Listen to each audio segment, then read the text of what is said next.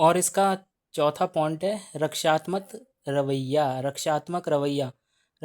रवैया को कम करना। संघर्ष के समय लोग अक्सर अपनी गलती मानने के बजाय खुद का बचाव करते हैं। देखिए, जो जब लोगों के बीच वाद विवाद होता है, ठीक है, तो उसमें लोग अपनी गलती मानते नहीं है, बल्कि अपनी गलती को छुपाने के लिए अपनी गलती के बचाव करते कि भैया, बोलते कि भाई हमारी गलती नहीं है, इसमें आपकी गलती है। अपनी गलती कभी नहीं मानते लोग, आपने देखा होगा। या पलट पलटवार करते, या फिर बोलते कि भाई तुम्हारी ही गलती है।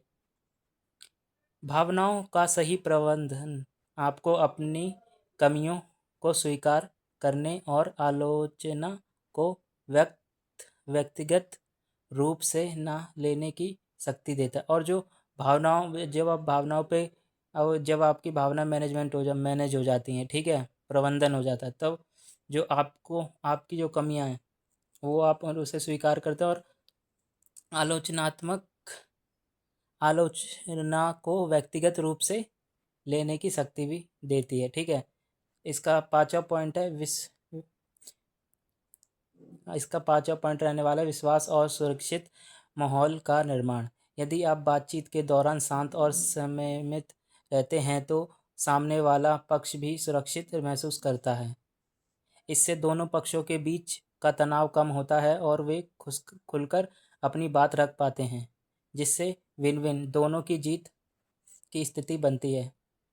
देखिए, विश्वास और सुरक्षित माहौल का निर्माण, जब आप एक दूसरे की बात पे विश्वास रखेंगे और सुरक्षित माहौल का निर्माण करेंगे, तो ऐसा होता है जब कोई व्यक्ति आपसे कोई बात किसी बात पे आपकी और उस व्यक्ति की बहस चल रही होती है, तो ऐसे में बीच का एक हल निकल जाता है, जिसमें उस व्यक्ति के भी कुछ गुण मिलते हैं और आपके भी कुछ गुण मिलते हैं, जिससे बीच का रास्ता खुलता है, ठीक है। विन विन दोनों की जीत हो जाती है। जिससे निष्कर्ष क्या निकलता है इसका? संघर्ष जीवन का एक स्वाभाविक हिस्सा है। देखो, जो संघर्ष है वो जीवन का एक स्वाभाविक ही हिस्सा है, ठीक है, वो सबके जीवन में ही होता है, लेकिन इसका परिणाम इस बात पर निर्भर करता है कि हम इसे कैसे संभालते हैं। लेकिन जो इसका रिजल्ट होता है वो इस बात पे निर्भर करता है कि भाई हम जो संघर्ष है उसे कैसे निभाते हैं, या एक दूसरे के साथ बहस करके अपने रिश्ते ख़राब करते हैं, और उनकी भावनाओं की कदर करते हैं, ना वो हमारी भावनाओं की कदर करते हैं, ठीक है। और या फिर ऐसे कि हम उनकी भावनाओं को कदर करते हैं, वो भी हमारी भावनाओं को कदर करते हैं। ये आप पे डिपेंड करता है कि आप कैसे अपने संघर्ष को संभालते हैं, ठीक है। भावनाओं का प्रबंधन संघर्ष समाधान की चाबी है। देखिए, भावनाओं पे जो आपका कंट्रोल होता है ना, वो संघर्ष समाधान की चाबी है, ठीक है। यदि हम अपने गुस्से और आवेगम पर नियंत्रण रखना सीख जाएं, देखिए, अगर हम अपनी गुस्से और जो हमारी भावनाएं हैं उन पर नियंत्रण रखना सीख जाते हैं, तो बड़े से बड़ा जो वाद विवाद है ना, वो बातचीत करके आसानी से समझा जा सकता है। संघर्ष को आप एक तरीके से दो लोगों के बीच में जो वाद विवाद चलता है उससे समझ सकते हैं, ठीक है। तो ये क्वेश्चन हो गया। अगला क्वेश्चन चलते दूसरा दूसरा क्वेश्चन आ गया। यहाँ पे इन्होंने पूछ लिया जो तनाव प्रबंधन क्या है, ठीक है। स्ट्रेस मैनेजमेंट क्या है, ये बताना है आपको। तनाव से निपटने में गहरी सांस लेने जैसे स्वनियम अभ्यासों की भूमिका पर चर्चा करें। सबसे पहले तो आपको बताना जी स्ट्रेस मैनेजमेंट क्या है। स्ट्रेस मतलब तनाव, और मैंने उसे कैसे मैनेजमेंट करते हैं वो बताना है। और तनाव से निपटने की गहरी सांस, और जब तनाव से निपटते हैं तो उसमें गहरी सांस लेना और स्वनियमन अभ्यासों की क्या भूमिका है, उस पर आपको चर्चा करनी। सबसे पहले देखते हैं तनाव प्रबंधन क्या होता है। तनाव प्रबंधन का सीधा अर्थ है उन तकनीकी रणनीतियों और अभ्यासों को अपनाना जो मानसिक और शारीरिक तनाव को नियंत्रित करने और उसे कम करने में मदद करते हैं। देखिए, तनाव प्रबंधन का सीधा अर्थ उन सभी चीज़ों से है जो आपके तकनीकी राजनीतियों और अभ्यासों को अपनाना, कि किसी भी तरीके को अपनाना जिससे आपका जो मानसिक और शारीरिक तनाव है ना, वो नियंत्रित हो सके, मैनेज हो सके, या फिर कम हो सके, ठीक है। वो तरीके बहुत से हो सकते हैं। वो आप जैसे कि कोई व्यक्ति अगर तनाव में है, किसी चीज़ का उसे तनाव है, तो वो बुक रीडिंग कर सकता है, तो वो भी तनाव प्रबंधन का एक प्रकार ही हो जाए कि उससे स्ट्रेस कम हो जाएगा।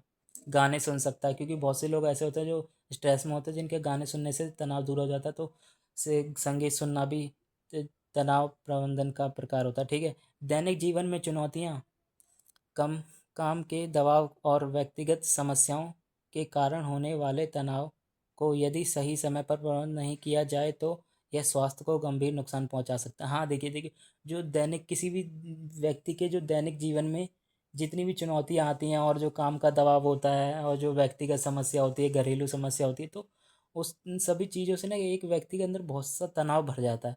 अब वो तनाव समय के साथ साथ बढ़ता रहता है और अगर उसे आपने सही नहीं किया तो वो कभी कभार स्वास्थ्य को बहुत गंभीर नुकसान पहुंचा सकता है। ठीक है, तो अब देखते हैं स्वनियम, सेल्फ रेगुलेशन क्या है। अभ्यास की भूमिका, अभ्यासों की भूमिका। स्वनियमन का मतलब है अपने विचारों, भावनाओं और शारीरिक प्रतिक्रियाओं को खुद नियंत्रित करना। देखो, स्वनियम का मतलब बेसिकली यही है कि जो आप जिस तरीके से अपने विचारों, भावनाओं और शारीरिक प्रतिक्रिया, जो भी आपकी शारीरिक प्रतिक्रिया, उसको खुद से नियंत्रण करते हैं ना, तो उसे स्वनियमन कहते हैं। और स्वयं अपने सेल्फ रेगुलेशन। ठीक है, जब आप तनाव में होते हैं तो हमारा शरीर लड़ो या भागो मोड में चल रहा होता है। तो जब भी आप देखें तनाव में होते हैं, आपने देखा होगा, तो शरीर यही बोलता है जल्दी से जल्दी ये चला जाए या फिर हम इसे लड़ सके। ठीक है, जिससे हृदय गति और रक्तचाप बढ़ जाता है। गहरी सांस लेना, डीप ब्रीथिंग जैसे स्वनियम अभ्यास इस स्थिति को बदलने में मुख्य भूमिका निभाते हैं। जो तनाव की स्थिति है उसे बदलने में गहरी सांस बहुत ही बड़ी भूमिका निभाती है। ठीक है, अगले पे चलते हैं, मतलब यही है। इसके आगे देखते हैं क्या। पैरासिम्पैथेटिक नर्वस सिस्टम को सक्रिय करना, गहरी सांस लेने से शरीर का विश्राम तंत्र सक्रिय हो जाता है। यह मस्तिष्क को संकेत भेजता है कि अब कोई खतरा नहीं है, जिससे शरीर शांत होने लगता है। कोस्टोल कोस्टोल कोस्ट कोलेस्ट्रॉल के स्तर में कमी, तनाव के दौरान शरीर में कोलेस्ट्रॉल नामक स्ट्रेस हार्मोन जैसी से तेजी से बढ़ने लगता है। धीमी और गहरी सांसें लेने से इस हार्मोन का स्तर कम होता है। जो जो ये आपका कोलेस्ट्रॉल की कमी हो जाती है जब आप तनाव में होते हैं। ठीक है, ये बोला इन्होंने, स्तर कम होने लगता है। हृदय गति और रक्तचाप का सामान्य होना, जब आप फेफड़ों में गहराई तक ऑक्सीजन भरते हैं और धीरे धीरे सांस छोड़ते हैं तो हृदय की गति धीमी हो जाती है और बढ़ा हुआ रक्तचाप सामान्य हो जाता है। देखिए, जब आप फेफड़ों से पूरी ऑक्सीजन भरते हैं और उसे धीरे धीरे छोड़ते हैं तो जो आपके ब्लड की जो धड़कने की क्षमता होती है वो धीमे धीमे नॉर्मल पे आ जाती है और जो आपका रक्तचाप होता है वो भी सामान्य हो जाता है, जो रक्तचाप बढ़ा होता है। ठीक है, मानसिक स्पष्टता और ध्यान, जो मानसिक स्पष्टता और जो ध्यान है, गहरी सांस लेने से मस्तिष्क को ऑक्सीजन की बेहतर आपूर्ति होती है। इससे विचारों का बिखराव कम होता है, घबराहट दूर होती है और आप अधिक स्पष्टता से सोच सकते हैं। ठीक है, जब आप गहरी सांस लेते हैं ना तो जो मस्तिष्क तक जो आपकी ऑक्सीजन है ना आराम से पहुंचती है, जिससे जो आपके विचार होते हैं वो बिखराव कम होता है, उन विचारों का बिखराव कम होता है और घबराहट आपकी दूर होती है किसी भी चीज़ को सोचने में। ठीक है, अगला है, हाँ, ये अगला पॉइंट आ गया यहाँ पे आपका, तत्काल राहत, इमीडिएट रिलीफ। इस अभ्यास की सबसे बड़ी खासियत यह है कि इसके लिए किसी उपकरण की ज़रूरत नहीं है। इसे किसी भी समय और कहीं भी दिया जा सकता है। ठीक है, तो अगला क्वेश्चन आता है यहाँ पे, क्या भावनात्मक बुद्धिमत्ता विकसित की जा सकती है। चर्चा करें। जो इमोशनल इंटेलिजेंस है, क्या उसे हम विकसित कर सकते हैं किसी व्यक्ति में या किसी समूह में। तो जी हाँ, इसे हम अभी विकसित कर सकते हैं। बाद भावनात्मक बुद्धिमत्ता को इंग्लिश में इमोशनल इंटेलिजेंस कहा जा सकता है, कहते हैं। निश्चित रूप से विकसित और मजबूत किया जा सकता है। इसे मजबूत भी किया जा सकता है भावनात्मक बुद्धिमत्ता को किसी व्यक्ति की, और उसे विकसित भी किया जा सकता है। आईक्यू के विपरीत जो काफ़ी हद तक आनुवांशिक होता है और एक उम्र के बाद स्थिर हो जाता है। ईक्यू एक ऐसी क्षमता है जिससे सही अभ्यास, आत्म जागरूकता और निरंतर प्रयासों से जीवन के किसी भी पड़ाव पर सुधारा जा सकता है। इसे हमारे मस्तिष्क की न्यूरोप्लास्टिसिटी यानी नए अनुभवों के आधार पर खुद को बदलने और ढलने की क्षमता को समर्थन प्राप्त है। भावनात्मक बुद्धिमत्ता को विकसित करने के लिए प्रसिद्ध मनोवैज्ञानिक डैनियल गोलमैन ने 5 प्रमुख सिद्धांतों पर काम किया जा सकता है। के प्रमुख 5 देखिए, जो भावनात्मक बुद्धिमत्ता है उसे विकसित करने के लिए जो एक मनोवैज्ञानिक है डैनियल गोलमैन, उन्होंने 5 प्रमुख स्तंभ दिए हैं जिनसे आप किसी भी व्यक्ति या समूह की भावनात्मक बुद्धिमत्ता को बढ़ा सकते हैं। पहला क्या है? आत्म जागरूकता, सेल्फ अवेयरनेस, जो मैंने अभी आपको पहले पॉइंट पढ़ाया था वही है। तो आत्म जागरूकता में आप वही लिख देना जो मैंने पढ़ा था, ठीक है। आगे चलते हैं। दूसरा क्या है? सेल्फ नियमन, जो आत्म नियमन है। आत्म नियमन का अभ्यास, भावनाएं महसूस होना स्वाभाविक है, लेकिन उन पर तुरंत और गलत तरीके से प्रतिक्रिया ना करके सोच समझकर जवाब देना आत्म नियमन है। कैसे सुधारें? जब भी गुस्सा या तनाव महसूस हो तो तुरंत बोलना या कदम उठाने के बजाय 10 सेकंड का पॉज लें, गहरी सांस लें। देखिए, आपको कैसे सुधारना, आत्मनियमन को आप कैसे सुधार सकते हैं, ठीक है। जब भी आपको गुस्सा या तनाव महसूस हो और आप तुरंत मत बोलना, क्योंकि कभी कभार ऐसा होता है ना कि आपसे किसी की लड़ाई हो जाती है ना, तो आप बहुत गुस्से में हो जाते हैं, तनाव में आ जाते हैं, तो आप उसे तुरंत ही उधर जवाब दे देते हैं खड़े के खड़े, या फिर उसे मारने लगते हैं। तो ऐसा बिल्कुल ना करें, इससे आपके और उसके संबंध बिगड़ सकते हैं, ठीक है। थोड़ा आप 10 मिनट रुके, पॉज लें, गहरी सांस लें, उसके बाद जो आपकी प्रतिक्रिया है वो करें। क्या क्या पता उसके बाद आपकी प्रतिक्रिया बदल जाए, ठीक है। तीसरा इसका पॉइंट है आत्म प्रेरणा, सेल्फ मोटिवेटेड, जो मुश्किल समय में भी खुद को प्रेरित रखना। ठीक है, जब मुश्किल समय आता है तो आप उसमें खुद को प्रेरित करें, जिससे आपकी भावनात्मक बुद्धिमत्ता है वो बढ़ती है। केवल बाहरी पुरस्कारों जैसे पैसा या तारीफ के बजाय आंतरिक संतुष्टि के लिए भी काम करें। और केवल जो बाहरी लोग पैसा तारीफ आरिफ करते हैं उसके लिए ना अपने आप को बदलें, बल्कि आपको अंदर से भी संतुष्टि मिले कि हाँ भाई, ये काम करके अच्छा मैंने किया, तो ऐसा करना चाहिए। और इसे कैसे आप सुधार सकते हैं? सेल्फ मोटिवेशन को आप कैसे सुधार सकते हैं? अपने लक्ष्यों को छोटे और स्पष्ट हिस्सों में बांटें। जब आप असफल हों तो उसे एक सीख की तरह देखें, ना कि हार की तरह। ठीक है, जब भी आप कोई लक्ष्य तय करते हैं उसे टुकड़ों में बांट लें कि पहले इतना फिर इतना, ठीक है। और जब भी आप फेल हो किसी कार्य में तो उसे ये मत सोचें कि ये वेस्ट हो गया, उससे आप कुछ सीखें कि ये अब नहीं करना है, ठीक है। चौथा पॉइंट आता है सहानुभूति, एम्पैथी, सहानुभूति का विकास, दूसरों के दृष्टिकोण और उनकी भावनाओं को उनके नज़रिए से समझना। देखें, हमें दूसरों के साथ सहानुभूति रखनी चाहिए, एम्पैथी रखनी चाहिए, और हमें जो दूसरे के विचार हैं, दृष्टिकोण हैं, उनकी भावनाएं, उनको समझकर उनके विचारों की कदर करनी चाहिए। और इसे कैसे सुधार सकें? सक्रिय श्रवण, एक्टिव लिसनिंग, आपकी जो लिसनिंग होनी चाहिए वो एक्टिव होनी चाहिए। सक्रिय श्रवण का अभ्यास करें, जब कोई बात कर रहा हो तो केवल जवाब देने के लिए ना सुने, बल्कि उनकी स्थिति को समझने की कोशिश करें। लोगों की बॉडी लैंग्वेज और उनके टोन पर ध्यान दें। पांचवा आता है, हाँ, पांचवा आ गया यहाँ पर आपका सामाजिक कौशल को निखारना। जो आपका सोशल स्किल है उसको निखारना, उसको थोड़ा और इम्प्रूव करना, दूसरों के साथ मजबूत संबंध बनाना। जो आपको देखो, जब आप सामाजिक कौशल को निखारते हैं ना तो आपको दूसरों के साथ मजबूत संबंध बनाने पड़ते हैं। संघर्षों को शांति से सुलझाना, और जो आपके दूसरों के संग वाद विवाद हैं उसे शांति से समझाना, टीम में प्रभावी ढंग से काम करना। और जब आप किसी टीम में काम करते हैं उसे प्रभावी ढंग से काम करना, सही तरीके से। और इसे कैसे सुधार सकते हैं या फिर कैसे बदल सकते हैं?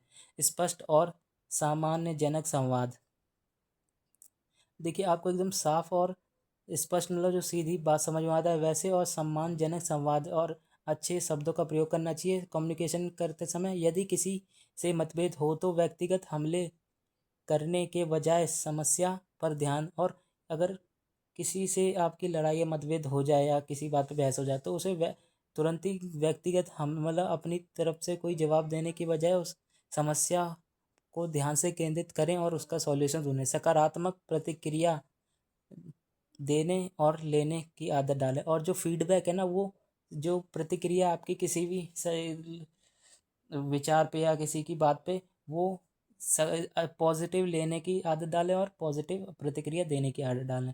और इसका निष्कर्ष क्या निकलता है? भावनात्मक बुद्धिमत्ता को विकसित करना रातों रात होने वाला चमत्कार नहीं है। देखिए, जो इमोशनल इंटेलिजेंस है किसी व्यक्ति की, उसे किसी व्यक्ति में इतनी जल्दी विकसित नहीं किया जा सकता कि ये रातों रात हो जाए। इसे विकसित होने में समय लगता है, लेकिन ये धीरे धीरे विकसित हो जाती है और ये एक अच्छे व्यक्ति का निर्माण भी करती है। ठीक है, तो इन्होंने यहाँ पे लिख भी रखा है कि बल्कि एक निरंतर चलने वाली प्रक्रिया है जिसमें यह जिम जाने जैसा, जितना अधिक आप अभ्यास करेंगे आपकी बुद्धिमत्ता मांसपेशियाँ उतनी ही मजबूत होंगी। ये देखिए, इसे एक तरीके से जिम से कर दिया है जो रिलेटेड, कि बुद्धिमत्ता जिम की तरह है। जैसे आप जिम जाते हैं और धीमे धीमे आपकी बॉडी बनती है, उसी प्रकार आपकी धीमे धीमे भावनात्मक बुद्धिमत्ता की जो योग्यता है वो बढ़ेगी। अगले क्वेश्चन पे चलते हैं। चौथा क्वेश्चन आ गया है, इन्होंने पूछ लिया यहाँ पे। पहले आपको एक कथन दिया, कथन को पढ़ें फिर से लिखें। मैं कभी दोस्त कैसे बनूंगा, मुझे कोई पसंद नहीं करता। भावनात्मक पूर्ण मूल्यांकन की तकनीक का उपयोग करते हुए और स्वयं संबंध बनाने में भावनात्मक लेबलिंग का महत्व पर चर्चा करें। तो सबसे पहला इन्होंने कथन क्या दिया? कथन का पूर्ण मूल्यांकन और भावनात्मक लेबलिंग। मूल कथन क्या था? कि मैं कभी दोस्त कैसे बनूंगा, मुझे कोई पसंद नहीं करता। तो सबसे पहले आप यहाँ पे भावनात्मक पूर्ण मूल्यांकन के बाद, ठीक है, अभी मुझे अकेलापन महसूस हो रहा है और नए दोस्त बनाना थोड़ा कठिन लग रहा है। जो व्यक्ति है वो बोलना चाह रहा है कि देखिए, अभी जो उसे अकेलापन महसूस हो रहा है और जो वो नए दोस्त बनाना चाह रहा है ना, और उसे लग रहा है कि मेरे नए दोस्त बन नहीं पाएंगे, उसे कठिन लग रहा है, मुश्किल लग रहा है। लेकिन इसका मतलब ये नहीं है कि मैं कभी दोस्त नहीं बना पाऊंगा, लेकिन इसका मतलब ये नहीं कि वो जो व्यक्ति है या मैं हूँ कभी दोस्त नहीं बना पाऊंगा, आगे चल के बना सकता हूँ। मुझे बस सही लोगों से जुड़ना है। जो मैं हूँ, मुझे जो जो सही लोग हैं ना उनके साथ जुड़ना है, और थोड़ा समय सक्रिय प्रयास करना, और थोड़ी समय तक थोड़ा अच्छे से प्रयास करना है। उसके बाद सटीक आत्म जागरूकता। भावनात्मक लेवलिंग, जैसे मैं अकेला महसूस कर रहा हूँ, ना कि मुझे कोई पसंद नहीं करता। मैं अकेला महसूस कर रहा हूँ, इसका मतलब ये नहीं कि मुझे कोई पसंद नहीं करता। भावनाओं को स्पष्ट रूप से पहचानने में मदद करना। जब हम अपनी भावनाओं को सही नाम देते हैं तो हम दूसरों के सामने अपनी बात बेहतर ढंग से रख पाते हैं। सहानुभूति और जुड़ाव। जब आप अपनी भावनाओं को समझ लेते हैं तो आप दूसरों की भावनाओं एम्पैथी के प्रति भी संवेदनशील हो जाते हैं, जो स्वास्थ्य और गहरे संबंधों की नींव है। आवेग नियंत्रण। जो आपका आवेगों पर नियंत्रण होना चाहिए। भावनाओं को की लेबल करने से मस्तिष्क का तीर्कक हिस्सा सक्रिय होता है, जिससे हम अनियंत्रित प्रतिक्रिया देने के बजाय शांति से संवाद करते हैं। तो ये क्वेश्चन हो गया आपका। अगला क्वेश्चन कौन सा पॉइंट हमने किया था? अभी आवेग नियंत्रण किया था हमने। तो दूसरा पॉइंट आ जाता है आपका विभिन्न संघर्ष प्रबंधन शैलियाँ। 2 मिनट, हाँ सॉरी, ये नहीं है। हाँ, अगला क्वेश्चन आ गया यहाँ पे पांचवा। आपको जो विभिन्न संघर्ष प्रबंधन शैलियाँ, जो आपका संघर्ष प्रबंधन है उसकी बहुत सी शैलियाँ हैं, उस पर आपको चर्चा करनी है। कौन कौन सी शैलियाँ हैं विभिन्न? ठीक है, संघर्ष प्रबंधन। जो कॉन्फ्लिक्ट मैनेजमेंट है उसकी बहुत सी शैलियाँ हैं, उन पे विचार करेंगे। तो विभिन्न संघर्ष प्रबंधन शैलियाँ थॉमस लिम Thomas Kilmann Thomas Kilmann model के अनुसार संघर्ष प्रबंधन की मुख्य 5 शैलियाँ। जो वैज्ञानिक थे थॉमस किलमैन एक वैज्ञानिक थे। उनके अनुसार एक मॉडल है जिसमें मुख्य संघर्ष प्रबंधन की 5 शैलियाँ बताई गई हैं। वो पहली शैली है आपकी प्रतिस्पर्धा। यह एक जीत हार दृष्टिकोण है। प्रतिस्पर्धा प्रधा प्रतिस्पर्धा कंपीटिंग, ठीक है, इंग्लिश में आप समझ सकते हैं कंपीटिंग। जब आप किसी से किसी चीज़ के लिए compete करते हैं वो से, तो यह एक जीत हार की दृष्टिकोण है। ये एक तरीके का ऐसा दृष्टिकोण है कि आप किसी के संग कोई खेल या फिर कोई शर्त लगाते हैं तो उसमें एक ही होती है, सामने वाले की जीत होगी या आपकी जीत होगी, या फिर सामने वाले की हार होगी या फिर आपकी हार होगी। इसमें व्यक्ति दूसरे की परवाह किए बिना अपने लक्ष्यों को प्राप्त करने पर आक्रामक रूप से ध्यान केंद्रित करता है। और जो इसमें जो व्यक्ति होता है ना, वो जो अपने सामने वाले की परवाह नहीं करता है, वो सिर्फ अपने लक्ष्य की ओर आक्रामक तरीके से ध्यान देता है कि मुझे बस जीतना है। ठीक है। दूसरा सहयोग, कोलैबोरेटिंग। यह एक जीत जीत दृष्टिकोण है। ये सहयोग मतलब जीत जीत दृष्टिकोण है। इसमें सहयोग से ये होता है कि सामने वाले की भी जीत हो जाए, मेरी भी जीत हो जाए। तो ये एक जीत जीत दृष्टिकोण है। इसमें दोनों पक्ष मिलकर काम करते हैं। और जो इसमें जो काम होता है ना, वो दोनों पक्ष मिलकर करते हैं। जो कि मैंने आपको पहले बताया कि जब दो व्यक्तियों के बीच किसी बात पे बहस हो रही होती है, तब वो बीच का रास्ता निकालते हैं, जिस रास्ते से पहले लोग जो व्यक्ति लड़ाई कर रहा है उसका भी फायदा होता है, और जो दूसरा उसके पक्ष में लड़ाई या उसके विपक्ष में लड़ाई कर रहा है उसका भी फायदा होता है, ताकि ऐसा समाधान निकाला जा सके जो दोनों की आवश्यकताओं को पूरी तरह से स्पष्ट करे। तीसरा है समझौता, कॉम्प्रोमाइजिंग। समझौता और कॉम्प्रोमाइज़ को तो आप समझ ही सकते हैं क्या होता है, ठीक है। इसके यह मध्य मार्ग कहा जाता है। ये किसी भी कार्य का मध्य मार्ग कहा जाता है। इसमें दोनों पक्ष अपने अपने दावों को थोड़ा थोड़ा छेड़ते हैं ताकि एक सर्वसम्मत निर्णय पर पहुंचा जा सके। टालना, अवॉइडिंग। इसमें संघर्ष पूरी तरह से दूरी बना ली जाती है। इसमें संघर्ष है उससे पूरी तरीके से दूरी बना ली जाती है या मुद्दे को टाल दिया जाता है। यह तब उपयोगी होता है जब मुद्दा महत्वहीन हो या माहौल बहुत गर्म हो। अनुकूलन सामंजस्य। इसमें एक पक्ष अपनी हितों का त्याग करके दूसरे पक्ष की इच्छाओं को स्वीकार करता है। अनुकूलन में देखिए, जो एक व्यक्ति होता है वो अपने जो उसके जो राइट्स होते हैं उनका त्याग कर देता है और सोचता है कि भाई जो दूसरे की इच्छा है उसी को स्वीकार कर ले। इसमें अपनी लूज होती है, दूसरे की विन होती है, ठीक है। इसके बाद चलते हैं अगले क्वेश्चन पे। छठा क्वेश्चन आ गया यहाँ पे, जो इमोशनल इंटेलिजेंस है। इमोशनल इंटेलिजेंस के किसी एक मॉडल को विस्तार से वर्णन करें। जो इमोशनल इंटेलिजेंस है उसका किसी एक मॉडल को आपको विस्तार से वर्णन करना है। इमोशनल इंटेलिजेंस का मॉडल, डैनियल गोलमैन का मिश्रित मॉडल। जो इमोशनल इंटेलिजेंस है उसमें डैनियल गोलमैन ने एक मिश्रित मॉडल दिया था।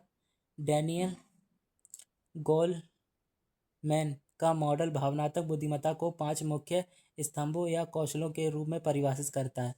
जो डैनियल गोलमैन का मॉडल है वो भावनात्मक बुद्धिमत्ता है, उसको 5 स्तंभों में परिभाषित करता है। पहला जो कि है आपका आत्म जागरूकता, ये बता चुका हूँ मैं, ठीक है, ये आपको पहले ही बता दिया, एक बार रीड कर लेना। आत्म नियमन भी पहले बता दिया मैंने, ठीक है। दूसरा आंतरिक प्रेरणा, इंटरनल मोटिवेशन। आंतरिक प्रेरणा जो आपके अंदर से मोटिवेशन आता है।